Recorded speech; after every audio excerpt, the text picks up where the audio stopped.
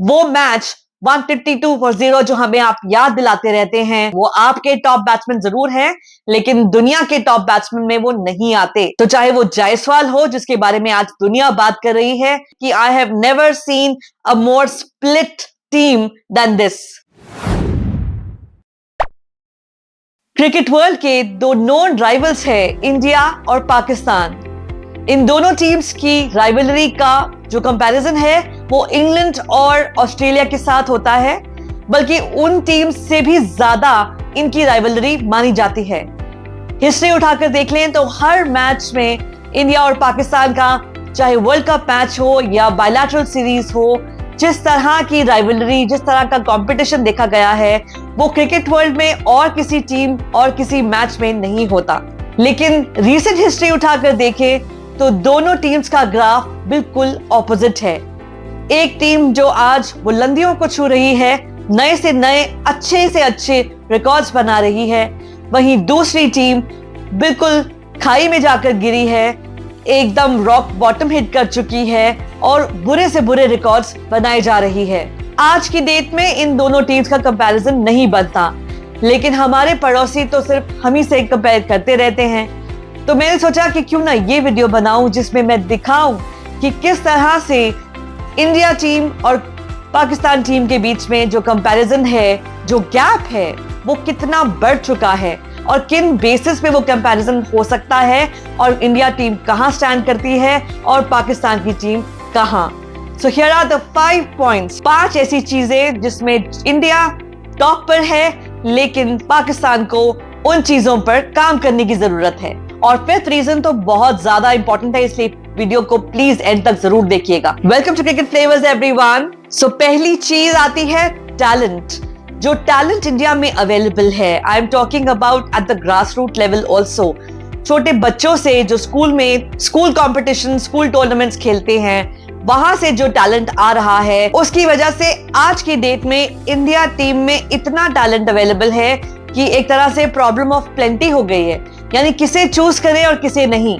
अभी हाल ही के T20 series को देख लीजिए, अगर एक संजू सैमसन आपको एकदम तैयार बैट्समैन मिलता है तो उनकी जगह पे रिप्लेस करने के लिए किसे हटाया जाए, ये भी बहुत बड़ी प्रॉब्लम आ जाती है। और अगर संजू सैमसन काम नहीं करते तो उनकी जगह लेने के लिए भी बहुत सारे खड़े हैं। इसीलिए संजू सैमसन का इस मैच में फायर करना बहुत जरूरी भी था, ताकि वो अपनी क्षमता को पूरी दुनिया के सामने ला सके, और जो उन्होंने बखूबी लाया। और सिर्फ वो ही नहीं, हर एक प्लेयर अपनी जगह को प्रूव करने में लगा है, क्योंकि उसे पता है कि उसके पीछे और इतने सारे लोग खड़े हैं जो उसकी एक गलती से उसे रिप्लेस कर सकते हैं। और इसीलिए हर प्लेयर अपना बेस्ट परफॉर्मेंस जो है वो दिखाता है हर मैच में। इंडिया की टीम आज लोगों को क्रिकेट सिखा रही है, उसे खेलना सिखा रही है। चाहे टेस्ट क्रिकेट हो, जहां वो हारे हुए मैच को भी जीत जाते हैं, उसका टेम्पलेट सेट कर देते हैं कि अगर हमें ये मैच जीतना है जो 2 दिन बारिश होने की वजह से वॉश आउट होने के कगार पर है, तो इसे जीतने के लिए हमें ये स्ट्रैटेजी अपनानी होगी कि जितने कम ओवर्स में जितना ज्यादा स्कोर कर सकें और उसके बाद वो स्कोर खड़ा करके ऑपोजिट टीम को जल्दी आउट करके ये मैच जीत जाए। तो इस तरह का रिकॉर्ड बनाकर इंडिया की टीम आज टेस्ट की नंबर 1 टीम बनी हुई है।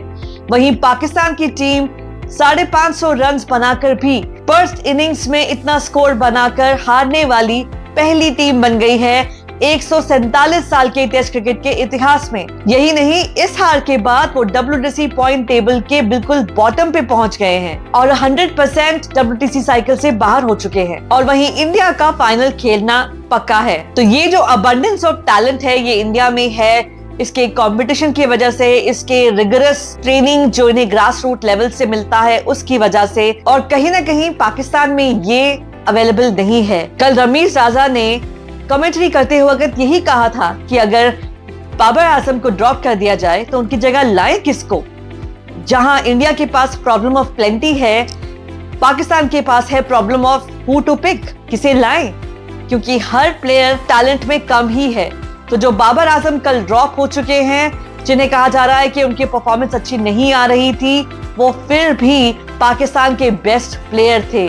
जिन्हें ड्रॉप कर दिया गया। खैर, नई टीम को मौका देने का ये चांस था, क्या पता कोई ऐसा बैट्समैन निकल आए जो क्लिक कर जाए, लेकिन पाकिस्तान के हालात इन द नियर फ्यूचर तो सुधरते नहीं दिख रहे। अब हम दूसरी चीज पर आते हैं। द सेकंड की factor is skill of the player, यानी कि प्लेयर की क्षमता।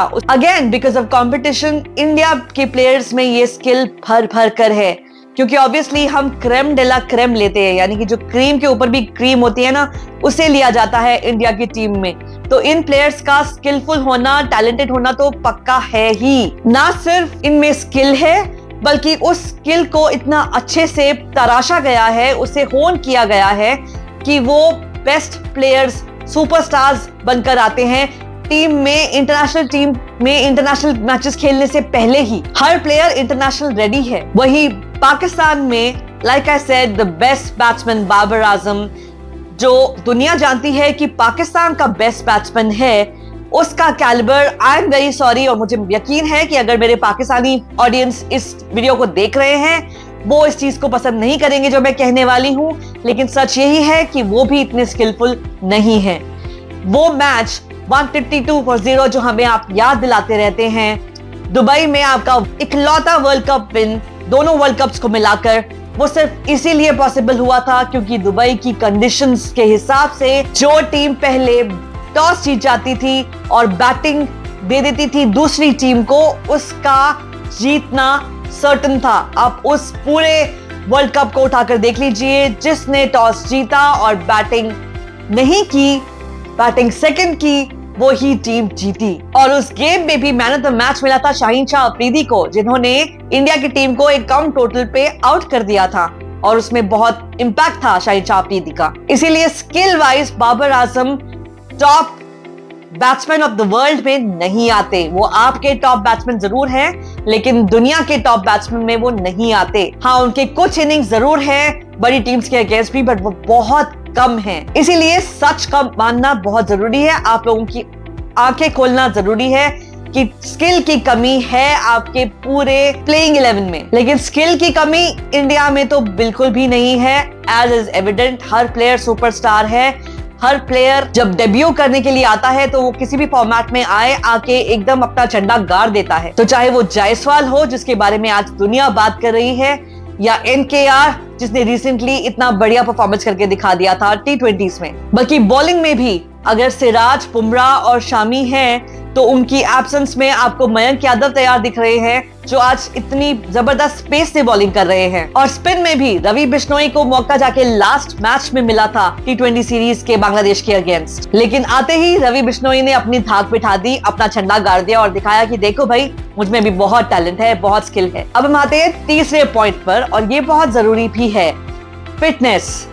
इंडिया के प्लेयर्स की फिटनेस लेवल आप चेक करिए। हार्दिक पांड्या, विराट कोहली, जिनकी फिटनेस तो दुनिया मानती है, और बाकी सब प्लेयर्स वो फिटनेस के मामले में इतने अच्छे हैं। हर प्लेयर का यो टेस्ट होता है, उसे पास करने के बाद ही वो प्लेइंग 11 में आ सकते हैं। और फिटनेस इसलिए भी जरूरी है क्योंकि आपको ऑन फील्ड रिएक्शन टाइम जो है, आपका फुटवर्क, आपका रिएक्शन टाइम, वो सब फिटनेस के ऊपर है। आपके शॉट सिलेक्शन, आपका शॉट को खेल पाना, वो सब फिटनेस से रिलेटेड है। और आज की डेट में बाबर आजम की फिटनेस जो है वो पूरी 100% नहीं है, जिसकी वजह से जो शॉट्स वो पहले खेल भी पाते थे, आज वो उन शॉट्स पर ही आउट हो जाते हैं। और पाकिस्तान में तो हम जानते हैं, जिस तरह की खबरें हमारे सामने आई हैं, कि प्लेयर्स आर नॉट फिट। उनके यो टेस्ट तो नहीं हुए थे, लेकिन उन्हें कुछ किलोमीटर्स, कुछ मिनट्स में भागना था, और उस टेस्ट पर भी सब प्लेयर्स पास नहीं हो पाए। इवन आपके रिजवान भी पास नहीं कर पाए थे उस टेस्ट को। तो जहां कुछ प्लेयर्स को फिटनेस ना होने की वजह से साइडलाइन कर दिया गया है, वहीं कुछ प्लेयर्स को तो फिटनेस ना होने के बावजूद टीम में रखा गया है, बिकॉज उनकी कोई रिप्लेसमेंट नहीं है और उनके बिना टीम का काम नहीं चल सकता। तो ये एक और पॉइंट है जिसपे बहुत जबरदस्त काम करने की जरूरत है। अब हम फोर्थ पॉइंट पर आते हैं। चौथा पॉइंट है सिस्टम। अगर आपका सिस्टम ही खराब हो तो there is not much that you can do. मैंने मल्टीपल यूट्यूबर्स से सुना है, पाकिस्तानी यूट्यूबर्स को कहते हुए सुना है कि अगर कोई नीतीश कुमार रेड्डी जैसा प्लेयर या जायसवाल जैसा प्लेयर पाकिस्तान सिस्टम में आ जाए तो वो भी खराब हो जाएगा। ये बात भी सच है, क्योंकि आपका वो सिस्टम जो है वो आपको इजाजत ही नहीं देता अपने स्किल को परखने की, उसे तराशने की, उसे और बेटर बनाने की। इसके जिम्मेदार पॉलिटिक्स भी है और कहीं ना कहीं ग्रास रूट सिस्टम ना होना, जिसमें आप बचपन से ही बच्चों को चेक कर रहे हैं, उन्हें तराश रहे हैं to become better cricketers.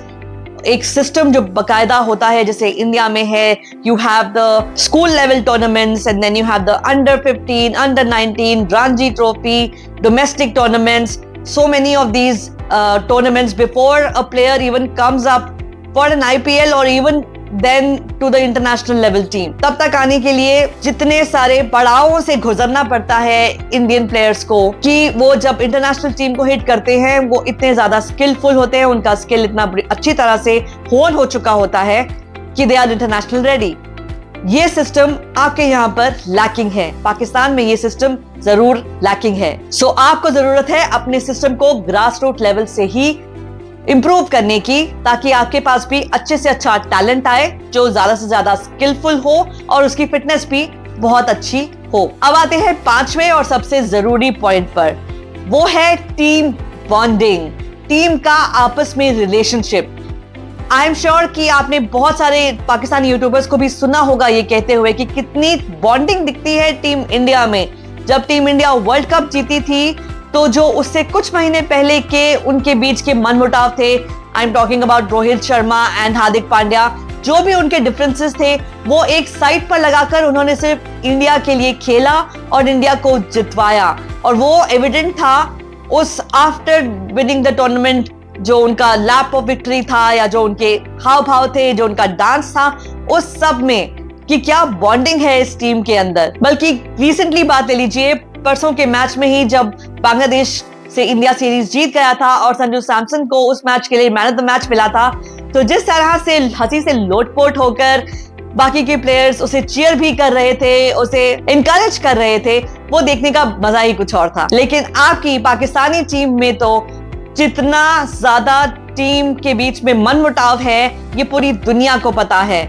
Even आपके कोचेस आकर ऐसा बयान देते हैं कि I have never seen a more split team than this. और इसके जिम्मेदार आपके प्लेयर्स ही तो हैं, और उसके पीछे आप फैंस लोग जो इतना बढ़ावा देते हैं एक प्लेयर को कि दूसरे के खिलाफ नेगेटिव हो जाते हैं। जहां तक मुझे पता है, जहां तक मेरे सुनने में आया है, कुछ टाइम पहले जब बाबर आजम की कैप्टनसी चल रही थी और वो सवाल में थी, तो शाहीन शाह अफरीदी को ऑफर किया गया था कैप्टन बनना, तो उस टाइम उन्होंने रिफ्यूज कर एक बहुत जबरदस्त ट्वीट किया था कि I will always support my captain Babar Azam. लेकिन वहीं जहां शाहीन शाह अफरीदी की जो कैप्टनसी है वो क्वेश्चन में आई, तो अपेरेंटली शाहीन शाह अफरीदी ने जाके बाबर आजम को अप्रोच करके पूछा था कि क्या ऐसा कुछ चल रहा है कि आपको शायद ये कैप्टनसी ऑफर की जाएगी, मुझे निकाल दिया जाएगा। तो बाबर आजम ने उन्हें साफ मना कर दिया था कि ऐसा कुछ नहीं है। लेकिन उसके अगले ही दिन वो कैप्टनसी हटाकर वापस बाबर आजम को दे दी गई थी। इसके बाद जो मनमुटाव दोनों के बीच में आया था और उसके बाद जो ट्वीट्स आए थे शाहीन शाह अफरीदी की तरफ से भी, जिसमें उन्होंने अपनी क्रूएल्टी की बात की थी कि कितना वो, अगर आप मेरे साथ अच्छे हैं तो मैं अच्छा रहूंगा, लेकिन अगर आप मेरे साथ खराब होंगे तो मेरा भी खराब रूप देखेंगे, ऐसा कुछ लिखा था उन्होंने। और उसके बाद दुनिया जानती है कि ये कहा गया कि टीम में ग्रुपिज्म की वजह से, टीम में मनमुटाव की वजह से प्लेयर्स ने अपना अच्छा परफॉर्मेंस भी नहीं दिया। वो नहीं चाहते थे बाबर आजम की टीम जीते और इसलिए वो इतना बुरी तरह से हारी। T20 वर्ल्ड कप में तो पहले राउंड में ही बाहर हो गई। सो टीम बॉन्डिंग एक ऐसी चीज है जिसे कराने के लिए आपको इंटरनल पॉलिटिक्स को मारना होगा। आपके प्लेयर्स को भी टीम को पहले रखना होगा, कंट्री को पहले रखना होगा। जो आपके कोचेस कहते रहते हैं कि आगे लिखे हुए कंट्री के नाम के लिए खेलना होगा, ना कि पीछे बैक में लिखे हुए इंडिविजुअल के नाम के लिए। जब आप में ये जज्बा, ये चीजें आ जाएंगी तो आपकी टीम भी इंप्रूव करने लग जाएगी और हो सकता है वो टॉप पे भी पहुंच जाए। लेकिन I am very sorry to say ऐसा मुझे दिखता नहीं है। इन सारी चीजों पे काम करना जरूरी है और इनमें बहुत सारी ऐसी चीजें हैं जिन्हें काफी साल लग जाएंगे काम करते करते। जैसे ग्रास रूट लेवल पे जो आपको काम करना पड़ेगा, स्किल्स वैसे लाने के लिए, टैलेंट पैसा लाने के लिए, तो इस पे आपको काफी साल लग जाएंगे। लेकिन हाँ, इंप्रूवमेंट जरूर हो सकता है, धीरे धीरे वो इंप्रूवमेंट आपको दिख सकता है अपनी टीम में। लेकिन इंडिया की टीम तो ऑलरेडी इन पॉइंट्स की वजह से टॉप पर है, दुनिया के टॉप पर है, सब कॉन्टिनेंट के ही नहीं। ऐसी टीम बन चुकी है जो आज दुनिया को सिखाती है कि क्रिकेट कैसे खेलना है, हर फॉर्मेट का, चाहे वो टेस्ट हो, T20 हो, और अब वनडे में भी आप देख लीजिएगा कि इंडिया की टीम जबरदस्त परफॉर्मेंस करके दिखाएगी। तो ये थे वो 5 पॉइंट्स जिसकी वजह से मुझे लगता है इंडिया जो है वो पाकिस्तान से कहीं ज्यादा बेटर हो चुका है। I hope that you enjoy this video and if you did, do not forget to like and subscribe to my channel. Thank you for watching everyone. Have a great day. Bye bye.